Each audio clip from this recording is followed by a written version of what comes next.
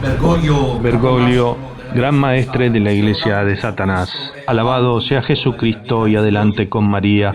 Mis queridos hijos, la primera palabra que me viene a la mente meditando en mi corazón sobre este horrendo espectáculo que se me hace inverosímil al verlo en el corazón de la fe católica, la Iglesia que está golpeada en su corazón, es la palabra Babilonia. Se ve en todas partes en estas imágenes una sensación de confusión que viene de Satanás. Lo que hemos dicho la última vez es que esta celebración idolátrica de Pachamama constituyó el acto oficial de la consagración de la falsa iglesia de Bergoglio a la Pachamama. Esta falsa iglesia fue predicha por las profecías de la que hablaremos esta noche y de la iglesia de Satanás. Era de esperarse la contrarréplica del diablo que, en el último ataque al plan de Dios, el antidiseño de Lucifer, preveía que su hijo primogénito, el anticristo, podría disponer propiamente, como Jesús, de su propia iglesia. Esta iglesia debe ser, como dice Monseñor Fulton Sheen, el cuerpo místico del anticristo. Aunque aquí, como en todo el resto, en el tentativo del antagonismo antietético de Dios y del diseño salvífico, Cristo ha fundado la iglesia. El anticristo deberá fundar la antiiglesia. Cristo y anticristo, iglesia y antiiglesia, María y antimaría, esto es Pachamama, evangelio y antievangelio, Mesías y antimesías, liturgia y antiliturgia y así sucesivamente. En el contradiseño de Lucifer es propio el surgimiento de la corporación satánica disfrazada de la verdadera iglesia que debe preceder de a poco mediante la asunción de un falso papa o antipapa que procederá a través de un falso papa que tendrá las características del falso profeta anunciado en Apocalipsis 13. La categoría anti-iglesia debe ser decisiva para el surgimiento del anticristo. Él necesitará de esta categoría para mayor conocimiento, lo que le permitirá llegar a tener el poder religioso al que aspira con todo su ser mismo. Las profecías, y especialmente la del tercer secreto de Fátima, anuncian con toda claridad el advenimiento de esta antiiglesia que, a pesar de parecer todavía la Iglesia católica, es en cambio el cuerpo místico de Satanás, con todos los detalles que ya veremos. Con el tercer secreto de Fátima, la corporación masónica satanista que se ha asentado en el Vaticano ha temblado, se ha visto descubierta antes de tiempo y busca encubrirse intentando una contranarración del tercer secreto de Fátima que ha distorsionado y manipulado en su intento. Los secretos anuncian la apostasía de la fe que tenemos ante nuestros ojos con las imágenes que acabamos de ver. El advenimiento de una iglesia falsa, caótica, babilónica y confusa. Inmediatamente después llega el anticristo. Las autoridades del Vaticano, con una grave responsabilidad moral, lo han relacionado al tercer secreto de Fátima, como sabemos, al ataque de Juan Pablo II y a la amenaza comunista, sabiendo completamente todo lo que iba a ocurrir en su lugar, lo que ya se sabe desde 1960 a instancia de la Santísima Virgen en su deseo expresado a través de Sor Lucía en Fátima. El texto autobiográfico recibido por el periodista español José Zavala, por el cual la pericia caligráfica establece la autenticidad, habla exactamente de un falso papa con los ojos del diablo, pero hay varias otras asombrosas profecías que anuncian el nacimiento de una falsa iglesia al servicio del anticristo. Antes de profundizar, vamos a verificar si esta antiiglesia es ya visible, sobre todo cómo marcarle las distancias a esta. Si León XIII ha podido en 1884 ver a la iglesia repleta de las fuerzas de Satanás, de quien proviene, como sabemos, la oración de San Miguel Arcángel, y solo con la llegada del modernismo enfrentado tenazmente por San Pío X, estamos asistiendo a un embate sin precedentes a la pureza de la fe católica y la injerencia encubierta de la masonería en las jerarquías de la Iglesia. El mismo San Pío X redacta un juramento antimodernista para obligar a los enemigos disfrazados de eclesiásticos a salirse. No obstante, los pontificados clarificadores, sobre todo el de Pío XII, de 1939 a 1958, la masonería eclesiástica ha logrado organizarse y sin prisas ha devenido, para usar una expresión colorida de San Pío de Pietrelcina, a las pantuflas del Papa. Ha actuado en las sombras para hacer de algún modo que se acomodaran a los costados de los papas los seguidores de Satanás. La Santa Virgen pidió que el secreto de Fátima fuera revelado en 1960 y verosímilmente el momento en que la Pantera Negra, la masonería, se mostrará como nunca antes en las jerarquías de la Iglesia para preparar el asedio a la conquista de Roma. Según declaraciones del padre Malachi Martin, Sor Lucía habría definido a estos masones como partidarios del diablo. Lentamente, aunque inexorablemente, la conquista de Roma era solo cuestión de tiempo.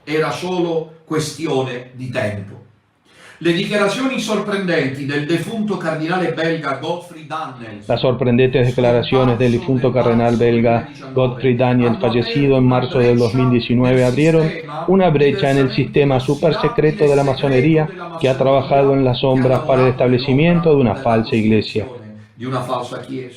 El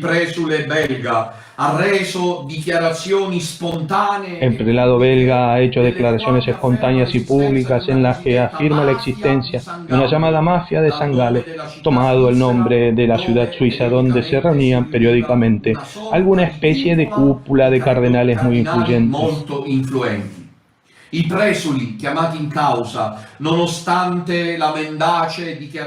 Los prelados cuestionados, a pesar de las declaraciones falsas de la oficina de prensa del Vaticano del 1 de diciembre de 2014, anunciaban una negación. En realidad nos han confirmado la existencia de esta oscura sociedad masónica, dando nombres, cruzando fechas, revelando las tramas. El cardenal Daniels ha anunciado inequívocamente el proyecto, ya en 2005, a la muerte de Juan Pablo II, para colocar sobre el trono petrino su propio candidato en la persona de Jorge Mario Bergoglio, como hemos visto, que muy alegremente procede con esta satánica puesta en escena de la idolátrica Pachamama en el corazón del catolicismo, afectando y separando prelados en vistas de las reformas masónicas progresistas. Fallado en su primera etapa el golpe masónico, en una etapa posterior la cúpula ha trabajado para obligarle a Benedicto XVI a un aislamiento moral y pastoral que fue creciendo y en aumento en intentos hasta el punto de llegar a hacerlo hasta renunciar. Obtenida esta victoria, fue un juego de niños pilotear y orquestar el cónclave de marzo del 2013 para imponer la candidatura, en realidad ya pactada en secreto, de Jorge Mario Bergoglio. Y es así, mientras las maniobras previas al cónclave han dado como resultado una inválida elección, que están sentenciados los prelados conspiradores involucrados en ellas a la excomunión lete sententie, de acuerdo con la Constitución Universi Domini Greci de Juan Pablo II, que prohíbe toda forma de acuerdo, extendida también al Papa Francisco, y hay que subrayar las condiciones objetivas venidas a menos, previstas por el Código de Derecho Canónico, para que Benedicto XVI pudiera ser considerado como un papa que haya verdaderamente renunciado. Y de hecho, él no ha estado libre. El escándalo de Batilix, el bloqueo de los números SWIFT de la banca vaticana, la traición del mayordomo que le roba sus papeles personales, la campaña de desprestigio en contra de su hermano Monseñor Georg Ratzinger, acusado falsamente de cooperar en un caso de pedofilia en el coro de Regensburg, el cual él era maestro, la creciente marginación interna de la Santa Sede, por la cual Benedicto sabía que ya no podía confiar en nadie y por lo tanto no era capaz efectivamente de gobernar, la tergiversación de sus discursos por los medios de comunicación internacionales La acusación en el Tribunal de Derechos Humanos de Estrasburgo, el fuego islámico provocado por el discurso de Regensburg totalmente orquestado y otros factores, conocidos y menos conocidos, confirma que la renuncia de Benedicto XVI no fue de su libre elección y que por lo tanto es inválida. A esto se suma el hecho de que la norma de derecho canónico, Canon 332, párrafo 2, el Papa para renunciar debe escribir un texto en el cual diga que entrega el munus petrino y por otro lado debe declararlo sin que haya en la renuncia errores formales. De darse lo contrario, el acto se invalida y por lo tanto se declara nulo. La declaratio del 11 de febrero de 2013 ha sido como un relámpago que ha caído sobre la cúpula de San Pietro, encontrada formalmente como errónea, un hecho bastante único para un hombre que habla con precisión como es Benedicto XVI, aunque también ante el término decisivo del texto, munus, que no aparece. Las primeras sospechas sobre un papa impedido y obligado a renunciar por la cúpula masónica satanista están confirmadas por la oposición en las elecciones inexplicablemente del Papa Benedicto. No se quitó el vestido blanco, explicando que no tenía nada más que un solo color a disposición. La firma del Papa reinante, P.P. La morada difícil e incómoda entre las paredes del Vaticano, una constante y traicionera intervención pública de Bergoglio sobre hechos decisivos para la Iglesia, como el celibato o la pregunta sobre pedofilia, cuando en cambio dijo que tenía que quedarse callado y en silencio, el hecho mismo de que tenía más de 95 años y sigue todavía vivo, corroborándonos la tesis de una restricción que lo ha llevado al sitio de una sede impedida. Mientras tanto, desde la logia de San Pedro el 13 de marzo de 2013 se hacía presente el nuevo falso Papa Francisco con el saludo: hermanos y hermanas, buenas noches. Él sabía que era el usurpador del trono petrino, accediendo a jugar el papel de traidor de la Iglesia y de manipulador de estrategias ocultas, satanistas masónicas. Su obsesiva referencia a una salvación de Judas Iscariotes y sus deseos telefónicos a la madre de un joven con habilidades diferentes, nos veremos en el infierno, nos dan la idea del inicio de esta falsa iglesia que debe preparar el advenimiento del anticristo. Los cálices en alto, las champañas descorchadas atrevidamente, las evidentes fiestas a escondidas en el Vaticano, el júbilo de las redacciones periodísticas, las satisfacciones en los centros de poder mundano, han mostrado la victoria después de muchos años de la masonería. Finalmente, la promesa de la procesión vista en febrero de 1917 en el Campo di Fiore a San Maximiliano María Kolbe: tendremos nuestro Papa en el Vaticano, llegó a su cumplimiento. Nacía la falsa iglesia. Bergoglio se exhibía como el primer papa falso.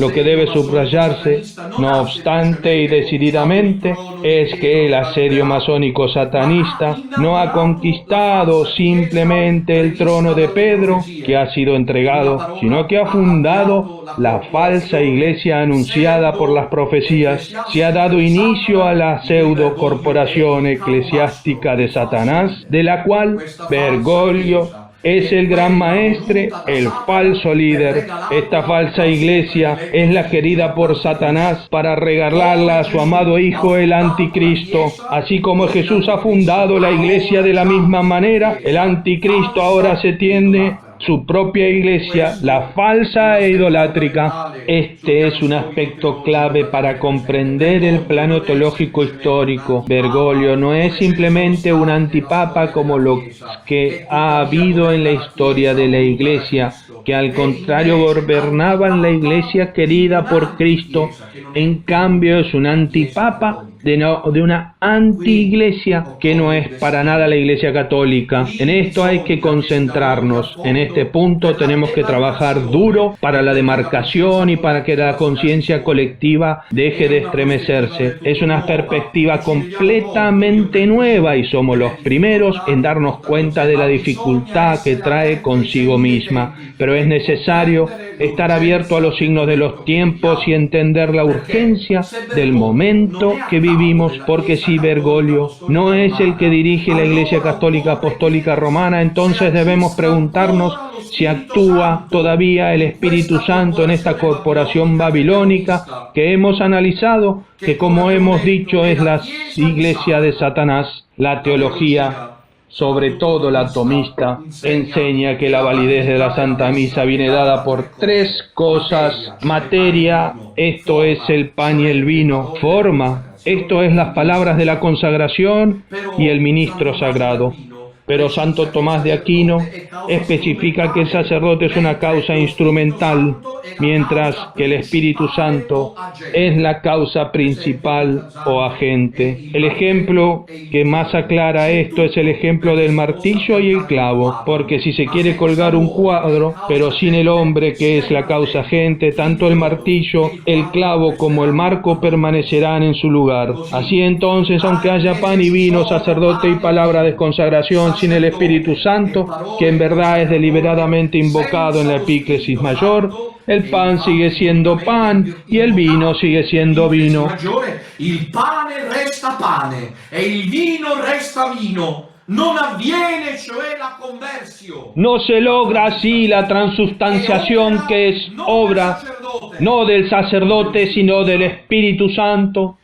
Si por fin se abren con coraje los ojos sin dejarse enredar por el miedo a las represalias canónicas, si se dan cuenta de una vez por todas que está guiada por el falso Papa, no es de hecho la Iglesia Católica, aunque sí está en Roma, en el Vaticano, y ni siquiera ponemos una iglesia cismática como las ortodoxas o herejes, como lo son la Iglesia de la Reforma, donde en ambos casos, sin embargo, hay una acción salvífica del Espíritu Santo, sino que es, en cambio, simplemente la Iglesia de Satanás, la corporación masónica satanista, subordinado a la agenda del nuevo orden mundial y, por lo tanto, la Iglesia misma del Anticristo.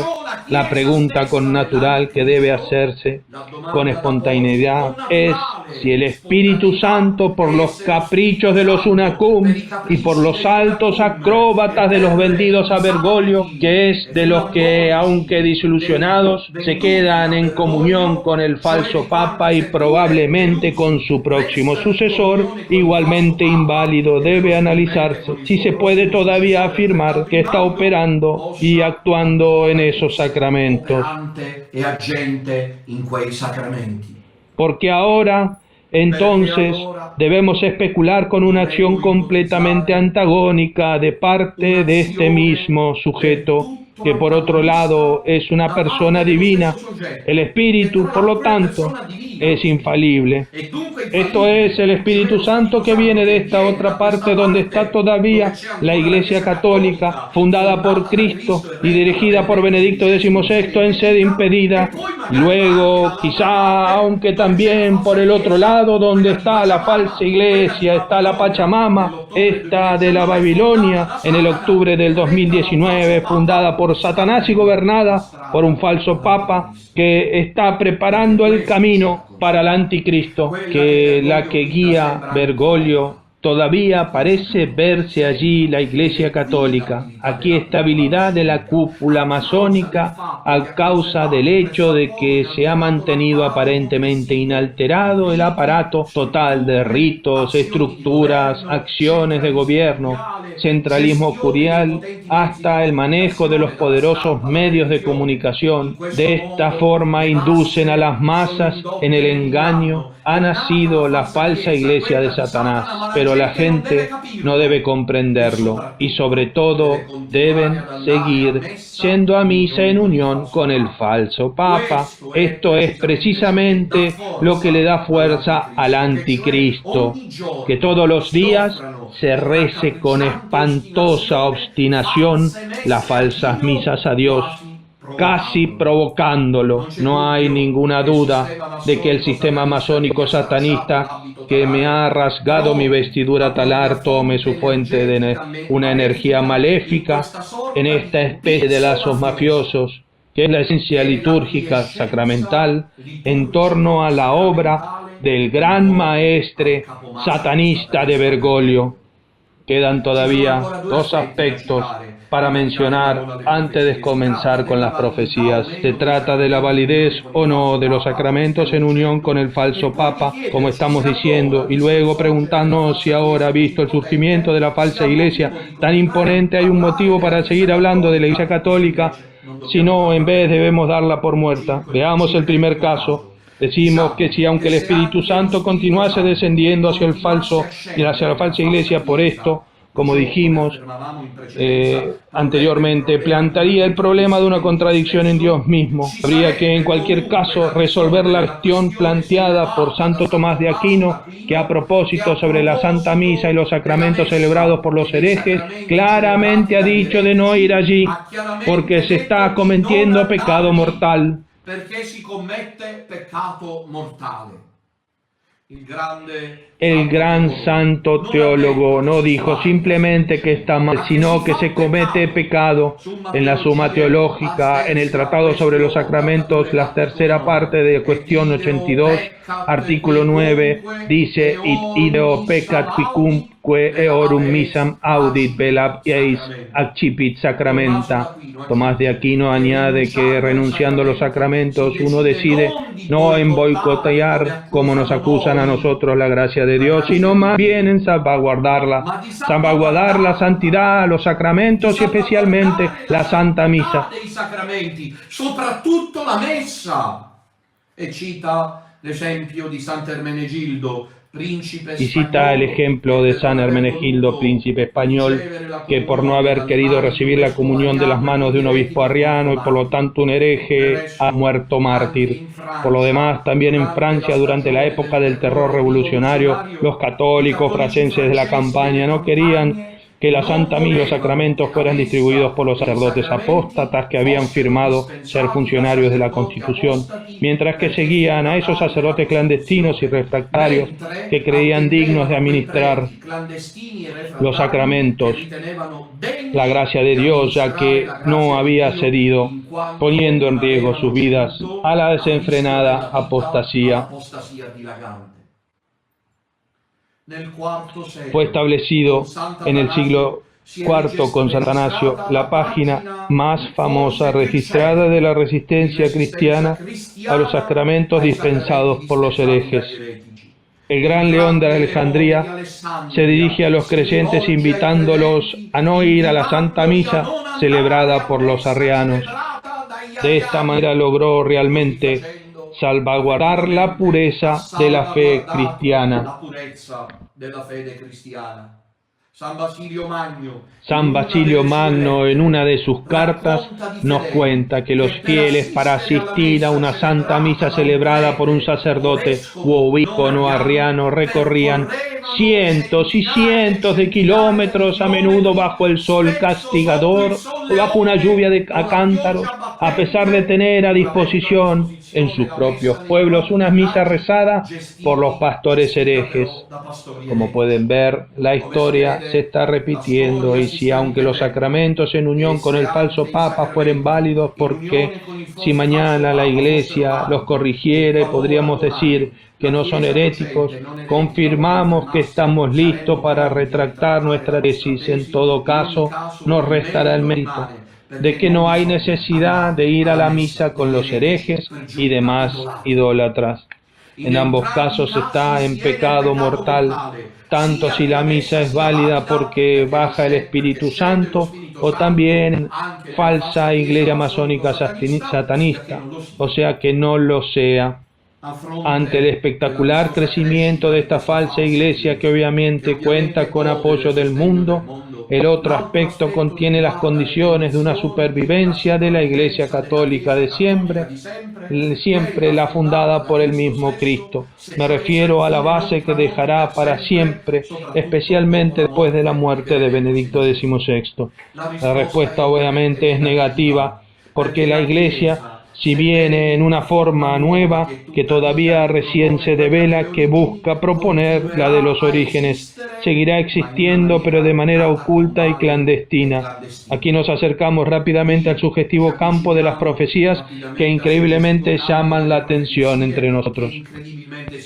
Seguirá existiendo la Iglesia Católica que después de Benedicto XVI será gobernada por el gran prelado, con quien se agravará la batalla final, tanto que ya se puede identificar con el Petrus romano del monje Malaquías, y sobre todo habrá un pequeño resto decidido y obstinado que mantendrá encendida la antorcha de la fe auténtica. ¿Cuántos tengo en este momento presente de estos que son mi consuelo? Me han arrancado el hábito, pero no pueden arrancarme las almas, que es más, se me unen en este momento. Estamos listos para la muerte, me cantan. Que la falsa iglesia sea capaz de apropiarse preventivamente el papel de la iglesia oficial, mientras en realidad los elegidos, aquellos marcados con el sello de la salvación, se esparcen por el mundo, porque yo en este momento presente estoy haciendo esto, pero ellos sabrán la verdad y permanecerá con Benedicto XVI. El mismo Papa, ahora como teólogo, en el día de la Navidad de 1969, a los micrófonos de la SIG Rufkel, ha anunciado en esta temporada de supervivencia mínima, cuando cumplía los criterios de una auténtica profecía, dijo Ratzinger en 1969, seguirá una iglesia que habrá perdido mucho, se hará pequeña y tendrá que comenzar de nuevo casi desde el principio. Esto es impresionante, esta profecía de Ratzinger. No me había imaginado nunca que yo fuese el primer protagonista. Ya no será más posible que habitar los edificios, porque está la Pachamama que ha construido con la disminución de sus fieles. El texto profético continúa diciendo que sin embargo la iglesia se volverá más espiritual, más pobre, y se establecerá un pequeño rebaño que seguirá en pie con la fe.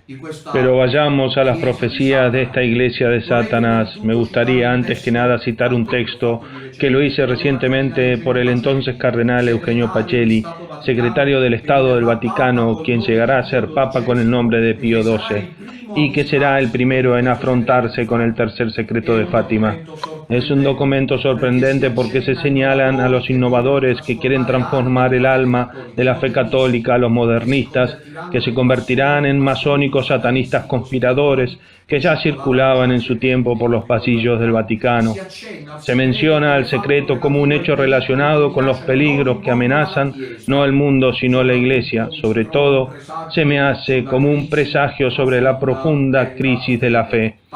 Pacelli, probablemente consciente de algunos detalles del mismo secreto, escribió: estoy preocupado por el mensaje que ha dado la Santísima Virgen a Lucía de Fátima. Esto insiste desde la parte de María sobre los peligros que amenaza a la Iglesia. Es una advertencia divina contra el suicidio de la tentación de alterar la fe en su liturgia, la teología y su alma.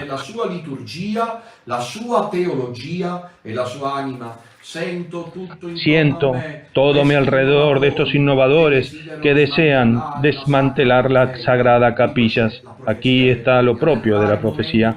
Llegará el momento en que en nuestras iglesias los cristianos buscarán en vano la lámpara roja donde Dios los espera. Como María Magdalena, en lágrimas, delante de la tumba vacía, se preguntarán: ¿A dónde lo han llevado? Este asunto de la llama que desaparece también está presente en los mensajes de Nuestra Señora del Buen Suceso en Ecuador en el siglo X, y está también presente en el mensaje de las tres fuentes a Bruno Carnocchiala, cuando la Virgen Santísima dice que la Iglesia quedará viuda. Quien en cambio, más que todos juntos y con el tercer secreto de Fátima, ha profetizado el advenimiento de una iglesia falsa, en mi opinión, es la beata Catalina de Emmerich, monja agustiniana, mística y regente, que vivió entre los siglos XVIII y siglo XIX, cuyas sorprendentes visiones han tenido confirmaciones históricas y arqueológicas. Además de las visiones sobre la vida de Jesús y María, la beata Catalina recibió una secuencia sorprendente de visiones sobre la Iglesia. Las secuencias se parecen respecto a lo que estamos viviendo, una sesión de fotografía tan clara que nos deja con la boca abierta. La mística alemana, en sus visiones, ve sobre todo la época de los dos papas. Esta es la de Benedicto XVI, legítimo sucesor de Pedro, y la de Bergoglio, alias Papa Francisco, el usurpador. El 13 de mayo de 1820, la fecha es significativa porque anticipa Fátima. Catalina de Emmerich afirma: vi la relación entre los dos papas, vi las consecuencias nefastas de esta falsa iglesia. Lo he visto aumentar de dimensiones. Herejes de todo tipo llegaron a la ciudad de Roma. El clero local se volvía tibio, vi una gran oscuridad, vi muchas iglesias que se cerraban en todas partes, grandes sufrimientos, guerras y derramamiento de sangre. Surgen detalles decisivos, la existencia de los dos papas es inmediatamente conectado a la falsa iglesia y así queda claro que uno de los dos papas es falso y está al frente de la iglesia de Satanás. Esta corporación crece rápidamente y se convierte en la unión de todas las herejías en Roma. Sobre todo se extiende y persigue a los que no se unen a ella. Esta falsa iglesia es el resultado de las tramas oscuras de los masones satanistas infiltrados en el interior de la iglesia. El 12 de septiembre de 1820, Emmerich afirma: vi una vez más que la iglesia de Pedro era socavada por un plan elaborado por una secta secreta, mientras las trompetas le estaban dañando. De esta manera se da a conocer que justo en el momento de mayor crisis, porque sacudida por el escándalo de la pedofilia, desde el tráfico ilícito del dinero de New York, de la corrupción desenfrenada del clero, de la creciente desafección de los fieles, los partidarios de Satanás continúan su plan de destrucción de la Iglesia Católica. El identikit más singular que fotografía la excentricidad de la Iglesia de Satanás, gobernada por el gran maestre Bergoglio, es proporcionada por la visión de ella misma en el 12 de octubre de 1820. En ella, en esta visión, viene nuevamente descrita la falsa iglesia de un modo totalmente aplicable a nuestros días. Vi una iglesia extraña, construida con todas las reglas, no se veía asomarse ángeles en esa iglesia, no había nada que viniera de lo alto. Vimos las imágenes antes. Dice otra vez Caterina: solo hay divisiones y caos. Se trata probablemente de una iglesia de creación humana que sigue la última moda como una nueva iglesia ortodoxa de Roma.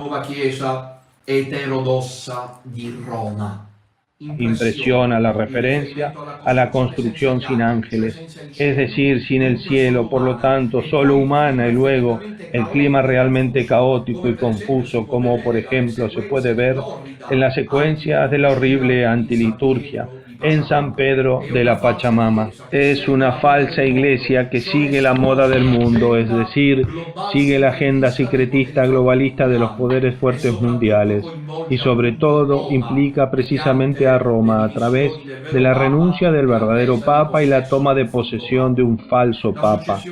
La sucesión de imágenes y detalles está resuelta, adecuada y encaja perfectamente con la situación actual. Nuevamente afirma Emmerich: he visto de nuevo la extraña gran iglesia que se había construido en Roma. No había nada sagrado en ella. Nella strana chiesa En la extraña iglesia todo el trabajo venía hecho mecánicamente, todo venía hecho de acuerdo a la razón humana. He visto todo tipo de personas, cosas, doctrinas y opiniones. Por lo tanto, la falsa iglesia no tiene nada de santo, dice Caterina. Esto es sin acción del Espíritu, ya que es Él quien santifica. Además, todo se hace de acuerdo a un plan preestablecido y de doctrinas y opiniones de los que habla la vidente alemana, que son ciertamente una referencia inequívoca a la agenda apóstata de Bergoglio, en referencia a la Amoris Laetitia, Fratelli Tutti y del mismo personal masónico satanista que lo apoya en un paciente intento disfrazados para picotear la verdadera iglesia.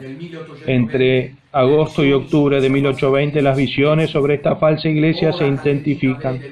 Ahora Caterina ve el enfrentamiento y el plan llevado a cabo por la secta secreta para conquistar Roma, especialmente por primera vez. La falsa iglesia extraña y extravagante es ligada al advenimiento del anticristo. En el seguimiento de esta falsa iglesia es relacionado su llegada. El poder de seducción con el que mantiene atado a 6 millones de creyentes que, aunque desilusionados y consternados, permanecen en unión con el Papa Francisco, es prueba de ello. Él ahora debe comenzar, como van a escuchar, la época del martirio, que no será de sangre sino moral y espiritual. Vi las sectas secretas socavar sin piedad la verdadera iglesia. Cerca de ellos, a las 7 en punto, vi una bestia horrible que venía del mar, Apocalipsis 13:1, el anticristo. En todo el mundo, las personas buenas y devotas, especialmente el clero, eran acosados, oprimidos y encarcelados, y tuve la sensación que serían convertidos en mártires en un día. Reiteramos que la prisión y el martirio deben entenderse ante todo moralmente. Sin embargo, justo cuando aparece en esta secuencia de visiones que el batallón satanista canta victoria, siguiendo una temporada dolorosa de falso gobierno y apóstata, viene una respuesta inesperada con una fuerte connotación mariana. Acá la Santísima Virgen sale al campo. No sé, ahora no quiero analizarlo, y si pudiera decirlo, pero sí que no puedo decirlo, pero hablaría de una encarnación de María. Es como si Nuestra Señora bajase de una manera física del cielo en esta época, aquí y ahora, para venir con nosotros. ¿Qué mamá, si sabe que su hijo está en el hospital, que está muy enfermo, se queda en su casa? Corre directamente al hospital. La mamá ha dejado el cielo, está con nosotros. Debo decirles algo esta noche, que será el motivo de una de las próximas catequesis. Ninguna generación puede experimentar la presencia física de María como nosotros. La Santísima Virgen está aquí con nosotros físicamente, ha dejado el cielo durante algún tiempo y si pudiera se encarnaría. La Santísima Virgen surge de repente a la cabeza y guía de las resistencias católicas. Las visiones de Emery, que describe la réplica mariana de la insolencia, del falso papa, de la falsa iglesia, de la corporación satánica, del anticristo, es lo más sugestivo que se puede leer. Cuando la iglesia, es Caterina esta, en su mayoría ha sido destruida, y cuando solo los santuarios y altares todavía están de pie, vi entrar en la iglesia los devastadores con las bestias. Allí, sin embargo, se encontraron con una mujer de porte noble que llevaba en su vientre un niño y caminaba lentamente. Ante esta imagen, los enemigos se aterrorizaban. Está todo aquí, está todo. Y la bestia ya no pudo hacer un paso más adelante. Proyectaba su cuello hacia la mujer como para devorarla, pero la mujer se dio vuelta.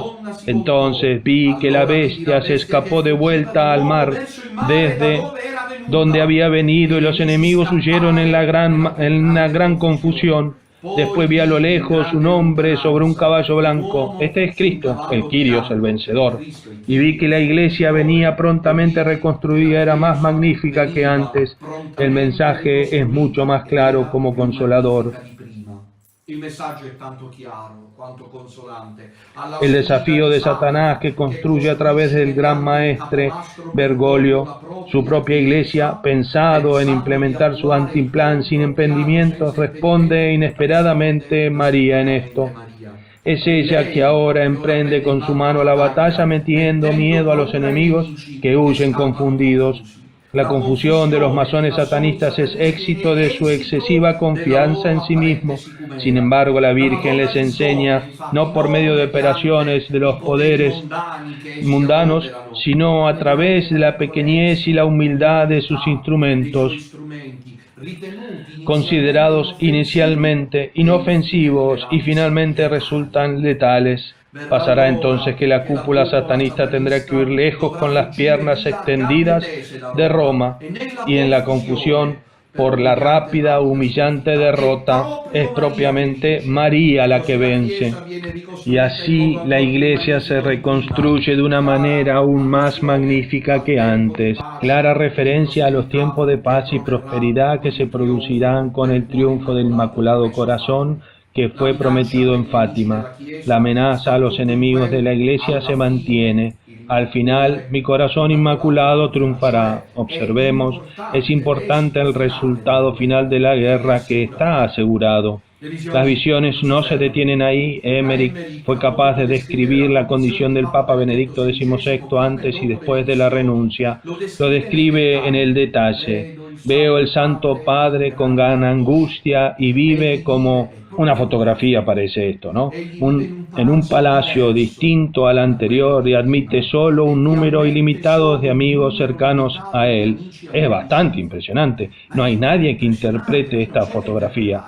Temo que el Santo Padre sufrirá mucho otras pruebas antes de morir. Veo que la falsa iglesia de las tinieblas está haciendo progreso y veo la tremenda influencia que tiene sobre las personas.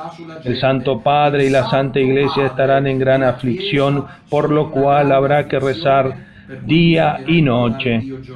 La mejor de todas de estas visiones es la que más se ajusta al momento presente.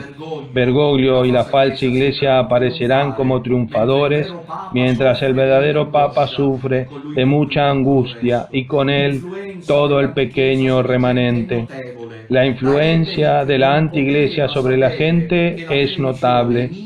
Emmerich no pudo saber que la televisión y los medios de comunicación en general habrían de favorecer la difusión tanto de la idolatría como de la mentira del falso profeta Bergoglio. Sobre todo afecta, como viene descrito al detalle por Benedicto XVI, encerrado en Mater Ecclesiae con los pocos que lo visitan. La descripción se vuelve aún más sorprendente, la leemos completa el 25 de agosto de 1820. Anoche fui conducida a Roma, donde el Santo Padre, sumergido en su dolor, se ocultaba para evitar sus deberes peligrosos. Es una imagen increíble la que tiene Benedicto. Lo ha hecho para salvar la Iglesia. Él está muy débil y agotado por los dolores, las preocupaciones y los rezos. Ahora puede confiarse solo en unas pocas personas y principalmente es por esta razón que debe esconderse. Pero aún tiene con él, aquí se hace referencia a lo que he tratado de entender esta mañana. No estoy bien seguro de cuál es. Me tomé la molestia de preguntarle a la Virgen, dime qué es estos ancianos sacerdotes. Ya le entendí que se quedarán impactados, pero todavía dice ahora con él hay un anciano sacerdote de gran sencillez y de gran devoción. Él es su amigo y para su sencillez no pensaba que valiera la pena sacarlo del camino. Este hombre recibe muchas gracias de Dios. Ve y se da cuenta de muchas cosas que se refieren finalmente al Santo Padre, etcétera, etcétera.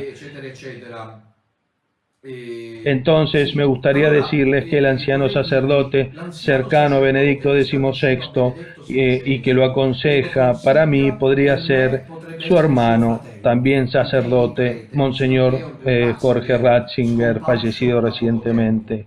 Se habla después de fieles que rezan por el verdadero Papa, dice así Emmerich. La gente parecía empujarse para ir a Santa María la Mayor, para rezar por el Papa, y entraban, me pareció que iban a rezar tranquilamente. Finalmente vi una aparición de la Madre de Dios que dijo que la tribulación iba a ser muy grande.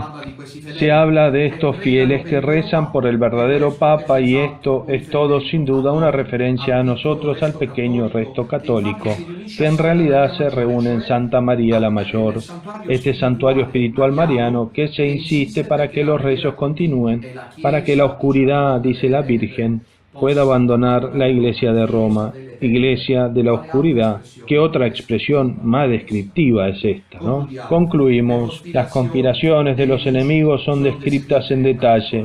En la visión del 1 de octubre de 1820, Emmerich afirma: la Iglesia está en gran peligro. Debemos rezar con el fin de que el Papa no se vaya de Roma. Se producirían innumerables males. Ahora están pretendiendo cualquier cosa de él. Veo que en este lugar, en Roma, la Iglesia viene socavada de manera muy astuta.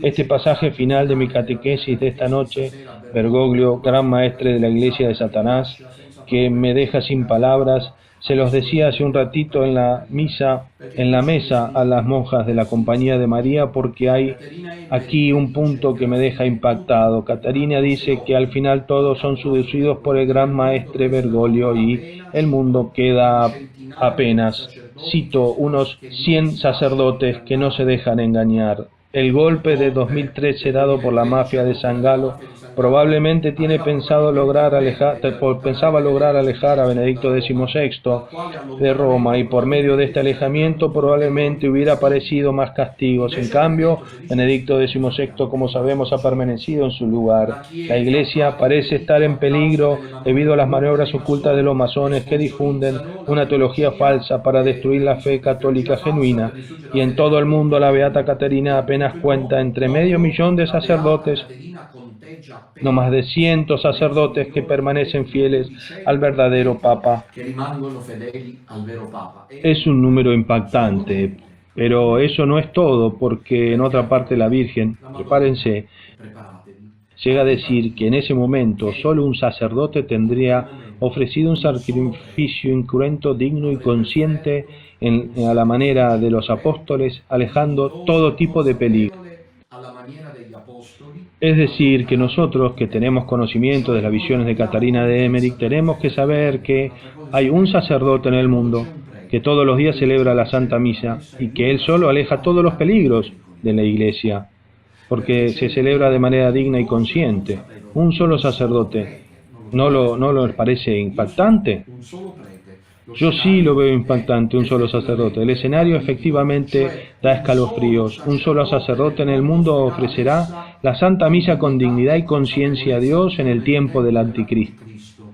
Para el resto, en todas partes habrá desolación, quizá por la acción concomitante de guerras dispersas y calamidades, probablemente incluso planificadas.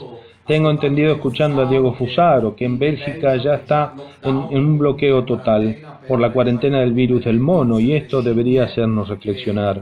Bill Gates ya había dicho que iba a llegar otro virus. Este delirio de omnipotencia que va de la mano con el delirio de la idolatría de Pachamama en Vaticano. Debemos permanecer firmes en la fe, pase lo que pase. Las profecías nos confirman en nuestra elección y nuestros argumentos. Mis queridos hijos, seguimos adelante. Si Bergoglio